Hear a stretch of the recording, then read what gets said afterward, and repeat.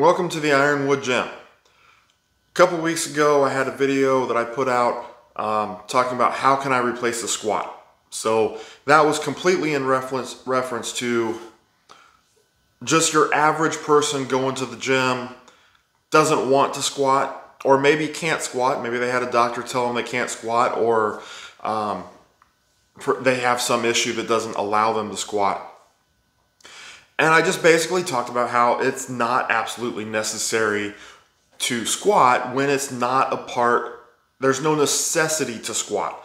Okay, they don't have a sport that demands that they squat. They don't need to have it to get a certain outcome out of their training. And so today, or what I decided after doing that video is that I should take that a little bit further.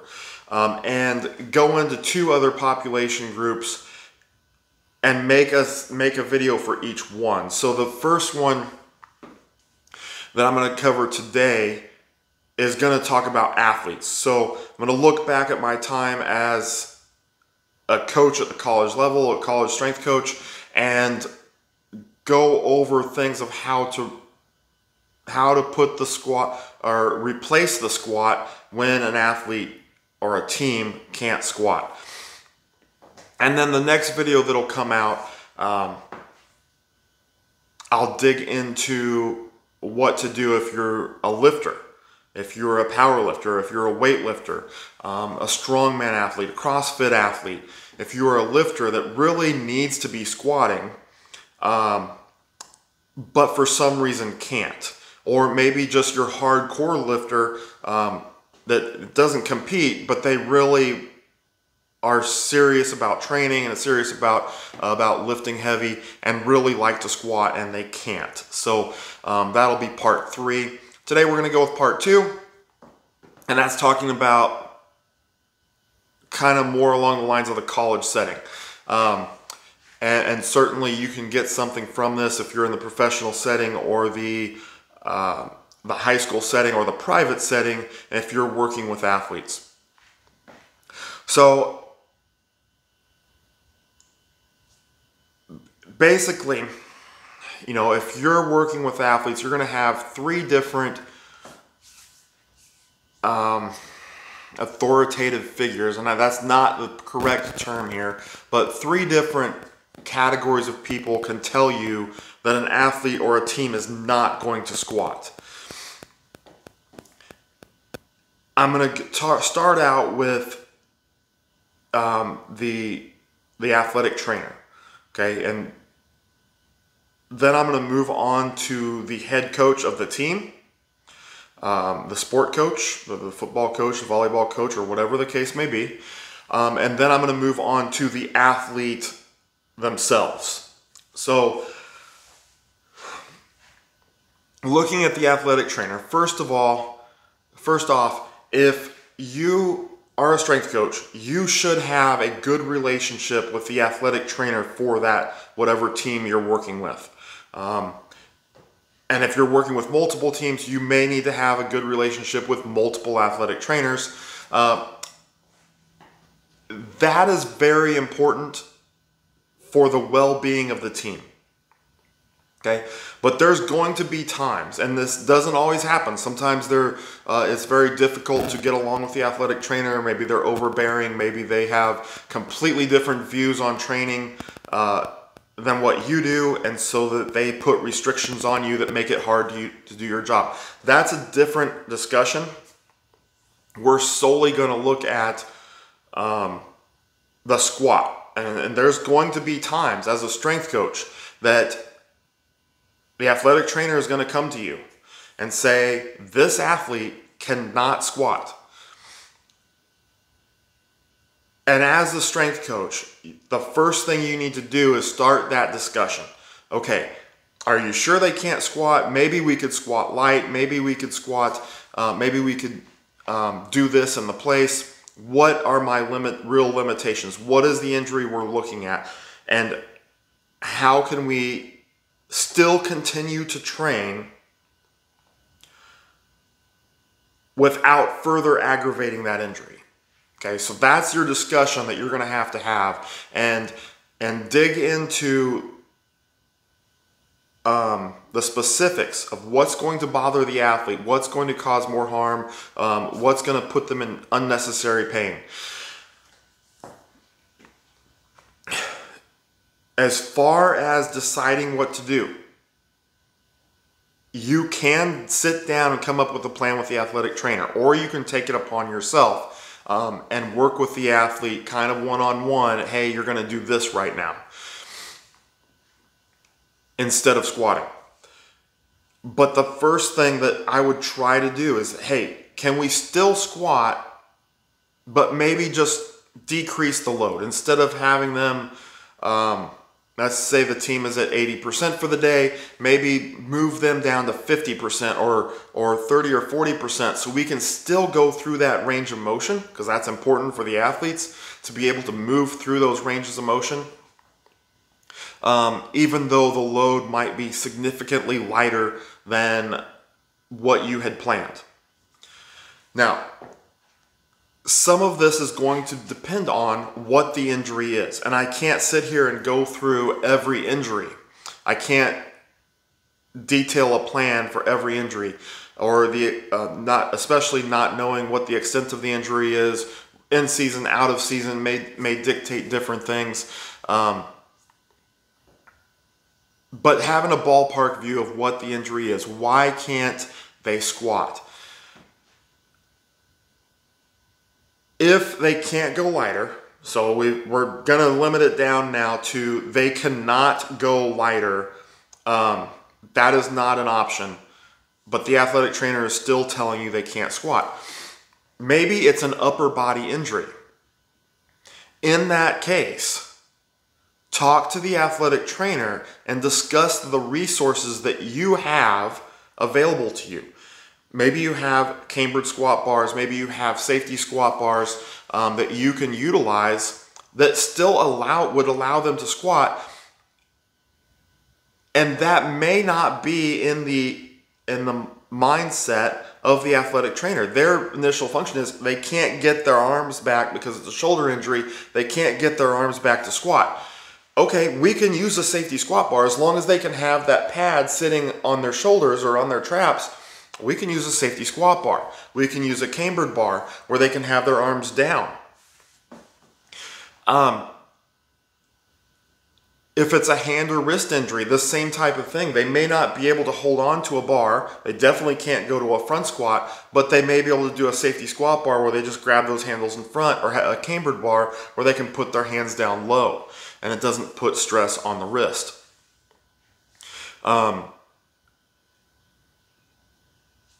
Or any other issues where it's an upper body issue. Can we still use these specialty bars if you have access to those? That would be the first route that I would go. If it's a shoulder issue and the athletic trainer says no, absolutely, they don't even want pressure on their upper back or their traps at all, the next thing you're going to have to do is, because we can still get good lower body work in by moving to a leg press. You know, at the same time, they may not be able to do something like RDLs, but you can substitute in leg curls, so they're still getting in hamstring work. Is it as good? No. Is a leg press as good as a squat? No, it's not.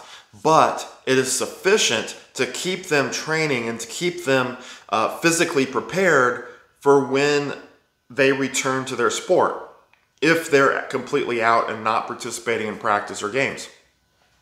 If they are participating in practice and games, we still want to keep their strength up.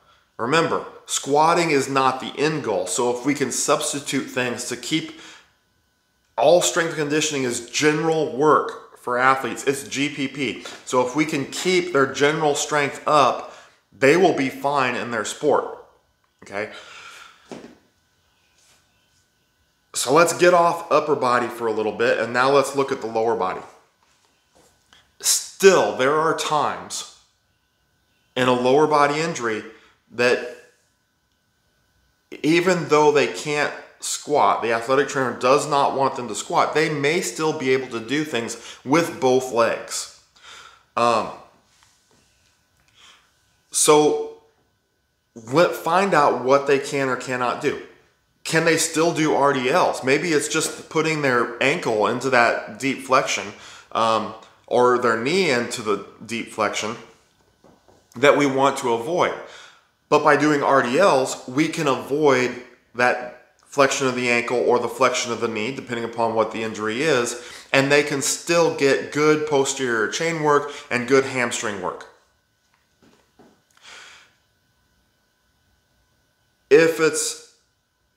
Or you could move them to the leg press, but most likely, if it's something that is affecting the knee or the ankle, they're probably not going to be able to do leg press with both legs. Okay. However, most leg presses will work fine, and this is going to depend on who makes the leg press and how it's made. But most leg presses, you can do single leg. Some of them are made so you can actually separate and do only lift half the load, which is actually better.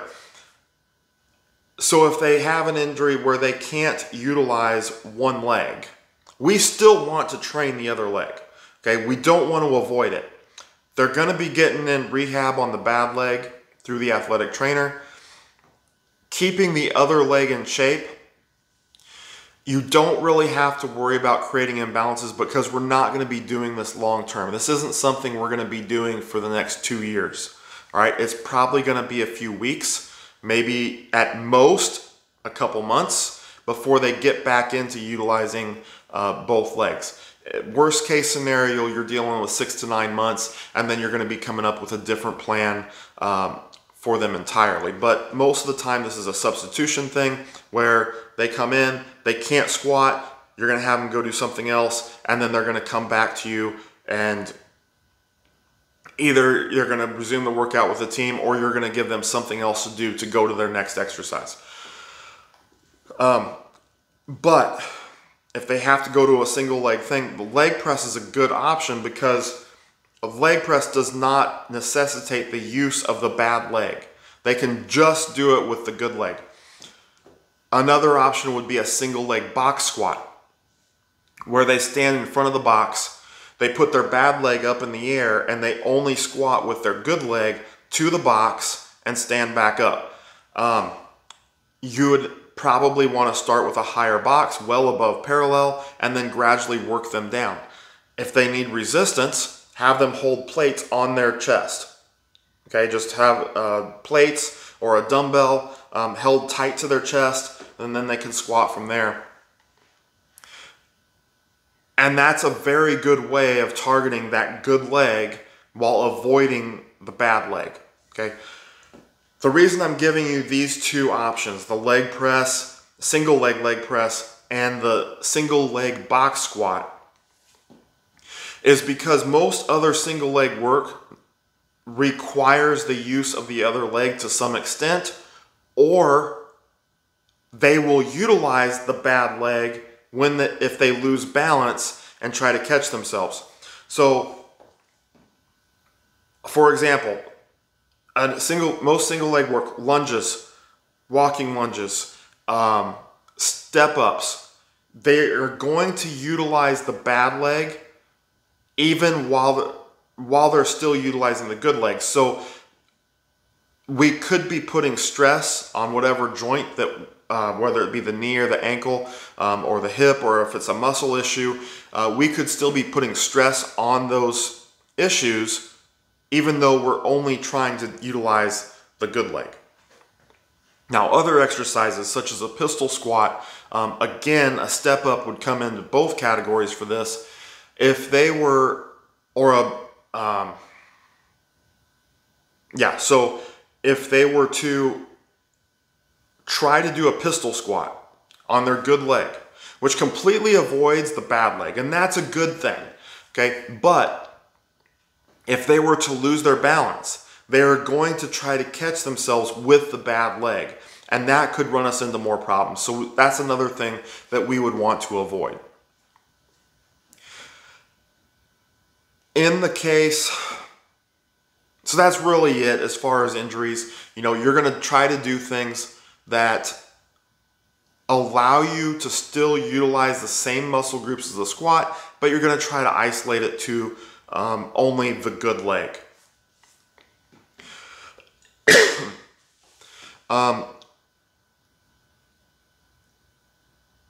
The next thing I want to hit on is the sport coach.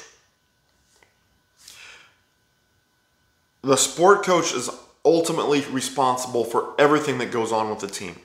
Okay, and I have had meetings with coaches where I come into the meeting and I'm expecting to have a good meeting, discuss kind of the general philosophy of how I'm going to go about things, get their input as far as their past experience or what they like, what they don't like. And a few times I have had coaches sit down and say, my team is not going to do this.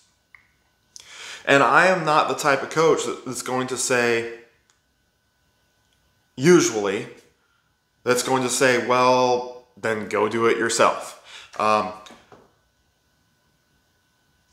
I generally would try, and I would say there was an exception to that. There was one time that I was just so overworked with so many different teams that they came in and said, well, we're not going to be doing any of this stuff. I was like, well, then you don't need me.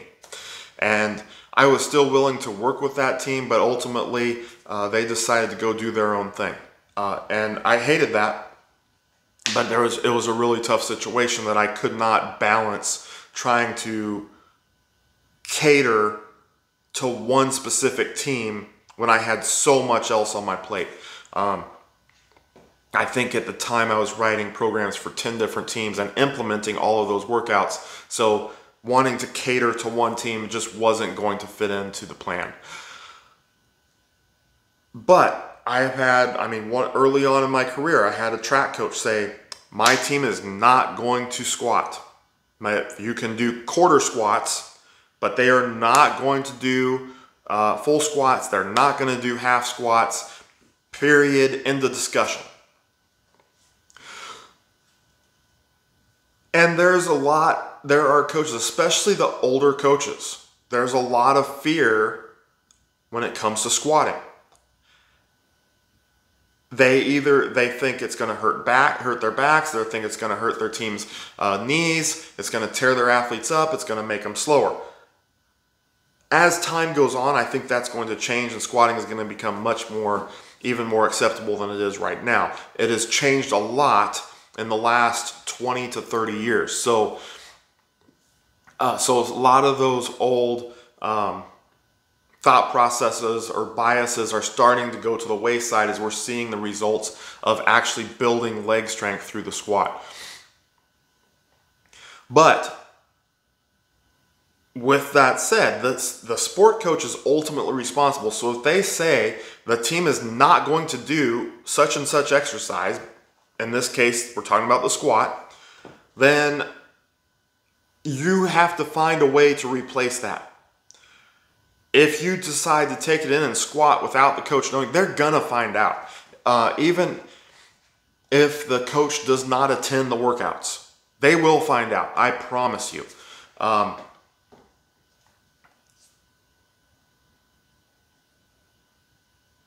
If you insist on squatting and they find out, they are going to be furious. They're probably going to yank their team out entirely. So that's defeating the purpose, and now a team is not getting quality training at all, which if you would have broken down as the coach and said, we're going to figure it out, we're going to come up with something different, now you can keep them in the weight room, you can keep them getting work, and be as productive as possible, even though you're not allowed to squat. Now, most likely, if that's happening to you, you're probably a younger strength coach. Coaches tend not to trust younger strength coaches after they've been with them for a while. They trust them a lot more. It could still happen to an experienced strength coach. It absolutely could. So it's not like it's only happening to younger strength coaches, but more often than not, it is the younger coaches that this happens to. So from a more selfish perspective, as the coach, look at it as a learning opportunity. You're going to work with this team. You're going to figure out how not to squat and still get results for that team. And that is going to build your experience. It's going to build your knowledge, okay, of training to a much greater degree than just saying, well, there's nothing I can do. I'll just sit here and twiddle my thumbs. I'll write some BS program down. Oh, well, You know, get in there, figure it out, figure out how to get results.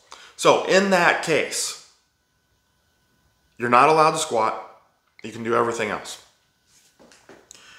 Here's the things I would focus on. Number one, I would deadlift. That's going to be your maximum strength builder. However, the deadlift does not go through a significant range of motion. Okay, it's going through, it is a great strength builder, but it doesn't get good knee flexion. It doesn't get good hip flexion in the hips, sinking down deep. You could go sumo and say that that's going to get a little bit, that'll help me get more hips, but it's still not getting in the range of motion that a wide stance squat would get, which you're still not going to be allowed to do. So the deadlift is good. Put the deadlift in there. That's going to be your maximum strength builder, but how do we achieve range of motion that we need to achieve in the knee and the hips? I would go next to the RDLs. Okay, that's going to get me more range of motion. It's going to get a good stretch in the hamstring, and it's really going to help build up my posterior chain in ways that the deadlift doesn't necessarily do. And the RDL will also help build the deadlift. Depending upon how you deadlift, you may not have an eccentric component. When I deadlifted with teams, I would just have them drop the bar. So they didn't have to worry about putting their back in a precarious position trying to lower the weight. So to get the eccentric component, bring in the RDL. Okay, now they're getting significant, and you can push RDLs heavy. Just make sure they're maintaining proper position and you'll be fine. So now you're getting your maximum strength to your deadlift, you're getting good eccentric loading and better range of motion as far as kind of hip flexion, leaning forward, better range of motion in the hamstring with the RDL. Okay, what else do we need? We still need some range of motion coming from the knee and from the hip as far as bending down and kind of more in that squat position. Step ups. That's your 3 exercise combo. Step ups, set the box. You're going to have to do this on a semi-individual basis. Don't have, if you're working with a volleyball team, a 5'2" DS, defensive specialist, squatting on the box, or doing, sorry, we're not squatting here, doing step-ups on a step-up box with your outside hitter, or your, better yet, your middle blocker, that is 6'2". Okay? They should not be on the same step-up box. Set the box height so that the upper leg is approximately parallel to the floor. Okay, that's probably going to be set a little bit below knee height, maybe a couple inches below knee height. And put people in groups of similar heights so that they're not, you know, you put that tall blocker on the same box as that was set for that DS, and they're barely doing a quarter range of motion, a quarter squat basically position. Bring the DS over and put them on that middle blocker's box, or a box that was set for the middle blocker, and they're doing the super deep squat. Set it right at parallel, okay?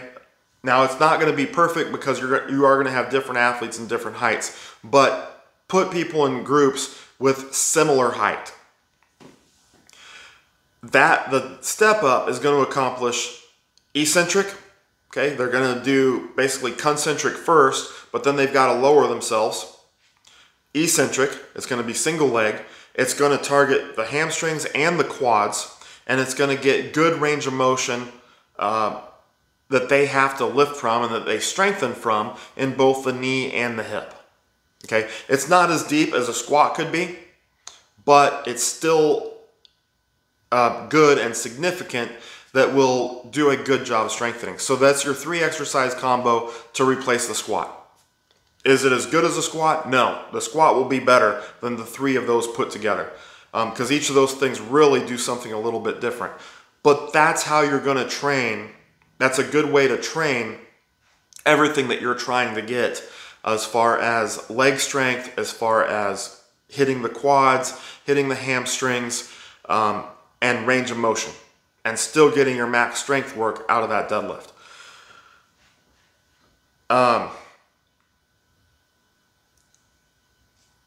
So that's with the sport coach.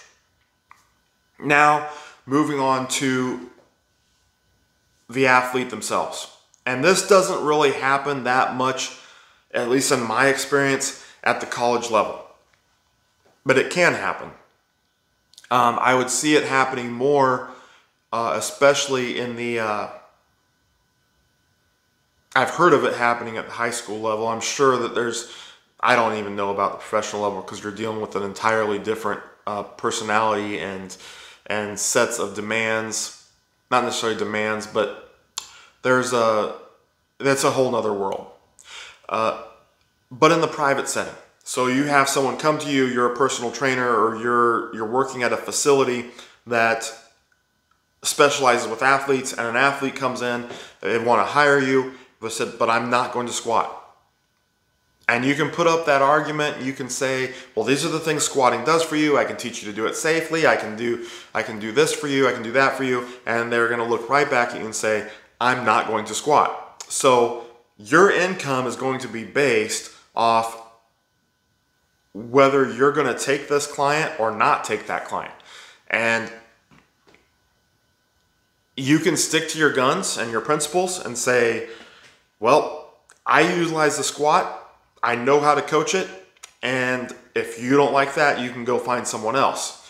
They will go find someone else, which may not be a problem for you.